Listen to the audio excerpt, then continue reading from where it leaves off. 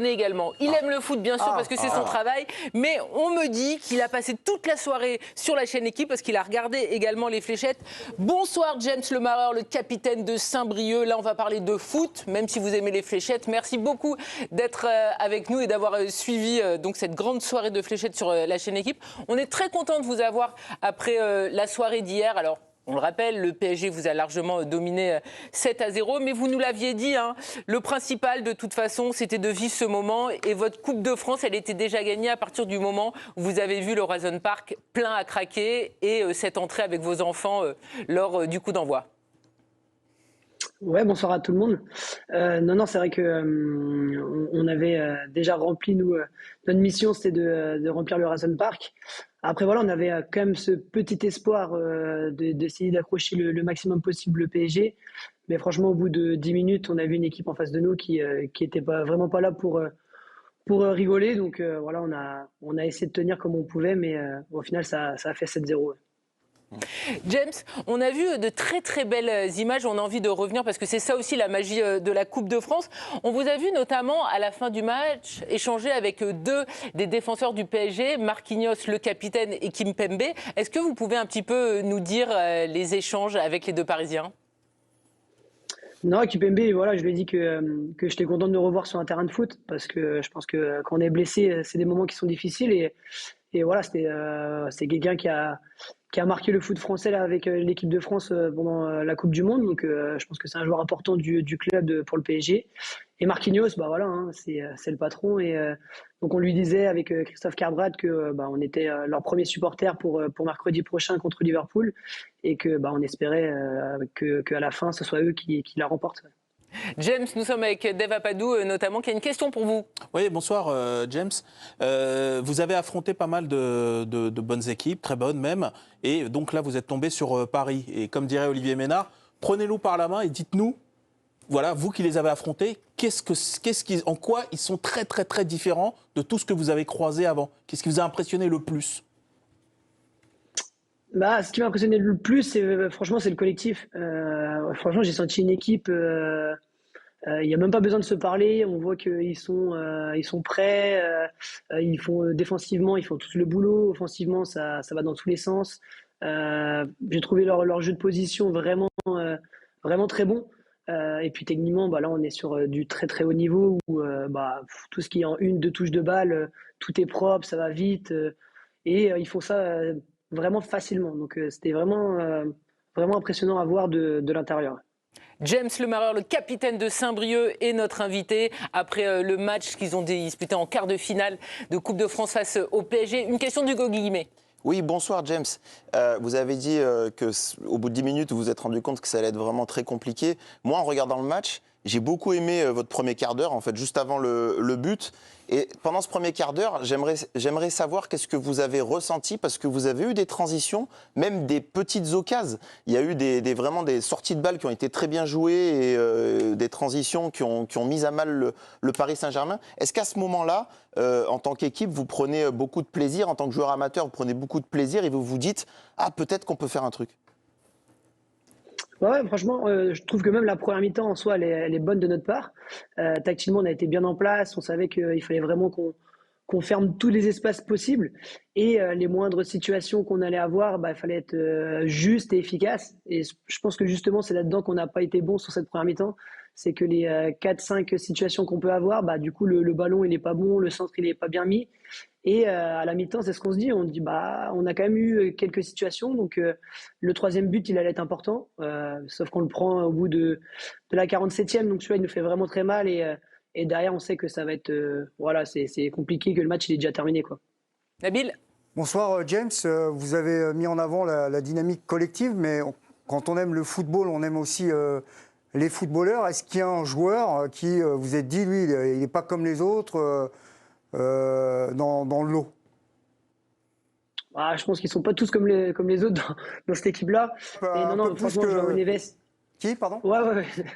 Neves. João Neves, franchement, il a été impressionnant. Il a été impressionnant. Et puis aussi Désiré Doué, où je trouve, moi j'allais le voir quand il était à Rennes, et je trouve que là, il commence, et de plus en plus, il est efficace dans tout ce qu'il fait. Il termine toutes les occasions, ça finit par un centre, une frappe. Et c'est vrai que ces deux joueurs-là ont été vraiment impressionnants hier sur le terrain. Eric. Bonsoir James. Es-tu reparti avec un maillot et c'est oui lequel? Mais oui, il va nous raconter la belle histoire, bien sûr. Ah. Est-ce que tu es parti avec les deux? Marquinhos, équipe. Non, c'est avec Joao Neves. Non. Je suis parti avec 3 maillots. Ah ouais, bravo. il est fort, lui. Ça veut dire qu'il y en a qui sont repartis avec 0. James, est-ce que vous pouvez nous raconter l'anecdote justement avec notamment Joao Neves et donc son maillot?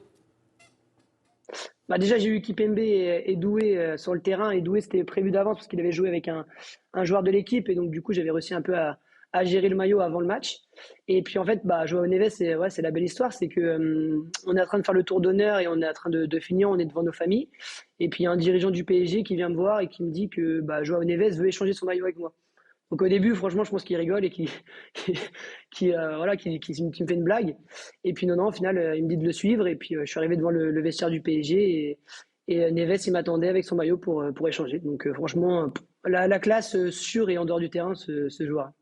James, parfois c'est un petit peu dur d'aimer le football et c'est vrai que là, hier, on a vu que des très jolis témoignages. Vous nous avez dit que le PSG, ça a été la grande classe. On a vu des jolis échanges entre Luis Enrique et votre coach. Vous nous racontez aussi ces moments où il y a eu les échanges de maillots. Voilà, c'est des histoires qu'on a besoin de raconter aussi pour qu'on garde la magie de la Coupe de France. Ouais, après, je pense qu'en plus de ça, sur le terrain, les deux équipes se sont respectées. Il y a eu un beau match et puis on a fait des fautes. Je pense que tout le monde s'est respecté sur le match. Et dès qu'il y a eu le coup de sifflet, directement, ils ont été accessibles tout de suite. Ils ont offert des maillots à tout le monde. Tous les joueurs de l'équipe ont eu un maillot. Le club a offert aussi un maillot à chaque joueur et à chaque dirigeant. Donc franchement, le PSG, des fois, on peut les critiquer pour plein de choses, mais sur ça, ils ont été vraiment très, très classe. Ouais. C'est cool. James, dernière question, la question qui tue. Mercredi, il y a PSG-Liverpool. Est-ce que vous avez décelé un ou des points faibles dans cette équipe du PSG? Joli. Slot vous écoute, attention. Ouais. Non, après, on en parlait tout à l'heure. Je pense que dans les transitions défensives, dès que ils se projettent beaucoup, et je pense qu'il y a des coups à jouer peut-être sur les côtés entre l'axial et le latéral, parce que ils se projettent beaucoup les deux latéraux. Donc je pense que pour moi, c'est le seul point un peu à négocier, mais je le souhaite pas parce que j'ai très envie de voir le PSG gagner contre Liverpool et comme je l'ai dit tout à l'heure, j'espère que une équipe française va gagner la Ligue des Champions à la fin de la saison. Merci beaucoup d'avoir été notre invité, James Lemarreur, le capitaine de Saint-Brieuc. On rappelle que ça sera votre dernière saison en tant que joueur au Stade Briochin après 13 belles années passées donc, dans ce club. Merci beaucoup et féliciter évidemment tout le club pour cette belle aventure en Coupe de France. On va se retrouver dans quelques instants. On va continuer de parler de ce PSG et de cette impression de domination qui est assez incroyable. L'équipe du soir continue avec toute la bande. On parlait du PSG il y a quelques instants. Nous avions James Lemarreur qui était notre invité, le capitaine de Saint-Brieuc. Très intéressant, effectivement. Et nous allons continuer à parler de ce PSG. Pourquoi? Parce que mercredi, il y a le grand rendez-vous. Ça sera avec la réception de Liverpool. On se posait cette question. Quel est le domaine qui vous impressionne le plus dans cette équipe de Luis Enrique, Dave? Moi, en fait, ce qui me frappe dans cette version-là du PSG, et que je n'avais pas imaginé il y a même un an à ce point, c'est cette mobilité avec cette intensité, c'est-à-dire de la première à la 90e minute. Je force le trait, mais c'est un petit peu ça. Et en fait, ça m'impressionne d'autant plus que les années précédentes, c'était l'exact contraire.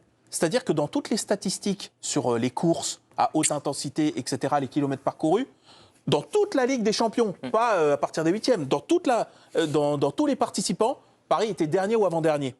Et là, ils sont dans les 5 ou 6 premiers avec Liverpool, avec Barcelone, avec tout ça. Ce qui est quand même fou, c'est-à-dire le changement de paradigme. Le talent, ils l'ont toujours eu. Peut-être un peu plus par moment avec des virtuoses, etc. Peut-être là, c'est un peu plus collectif.